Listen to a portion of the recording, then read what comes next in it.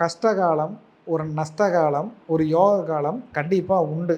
அது எல்லாருடைய வாழ்க்கையிலையும் அதை கடந்து வந்து தான் ஆகணும். இந்த யோக காலங்கிறது தான் எல்லாத்துக்குமே முக்கியமானது. கஷ்ட நஷ்டத்தை நம்ம வந்து கடந்து வந்துடலாம். யோகம் இருந்தால் தானே கடந்து வர முடியும். யோக பாகம் இல்லைன்னா எப்படி கடக்க முடியும்? அப்போ ஒரு மனிதனுக்கு எந்த காலகட்டத்தில் யோகம் வேலை செய்யும்? ஒரு சிலர் வந்து பார்த்தீங்கன்னா 20 வயதில் தொழில் ஆரம்பித்து 30, 35 வயசுல வந்து செட்டில் ஆயிடுவாங்க. அவங்களுக்கு தேவையான 2, 3 தலைமுறை தேவையான சொத்துக்களை சேர்த்துருவாங்க. ஒரு சிலர் வந்து பார்த்தீங்கன்னா 40 வயது வரைக்கும் போராடி 40 வயதுக்கு மேல தான் உங்களுக்கு யோகமே ஆரம்பிக்கும். இது எல்லாத்துக்குமே வந்து அமையுமான்னு கேட்டீங்கன்னா, அவங்கவங்க ஜாதக பிரகாரம் இதுக்கு உண்டான அமைப்புகள் உண்டு. இப்போ உங்களுக்கு யோகாதிபதின்னு எல்லாருடைய ஜாதகத்திலயுமே இருக்கும். நீங்க என்ன நாம யோகத்துல பிறந்தீங்களோ அதுக்கு யோகாதிபதி அவயோகின்னு இருக்கும். இந்த யோகாதிபதி வரக்கூடிய காலகட்டம் நிச்சயமா அவங்களுக்கு வாழ்க்கையில யோகத்தை கொடுத்தே தீரும். அவங்களுடைய ஜாதகத்துல நீங்க என்ன நாம யோகத்துல பிறந்திருக்கீங்க, உங்களுடைய யோகாதிபதி யாருன்னு தெரிஞ்சோம்னா, சனி பகவான் கோச்சாரத்துல வரக்கூடிய காலகட்டத்துல உங்களுக்கு எந்த வருடம்,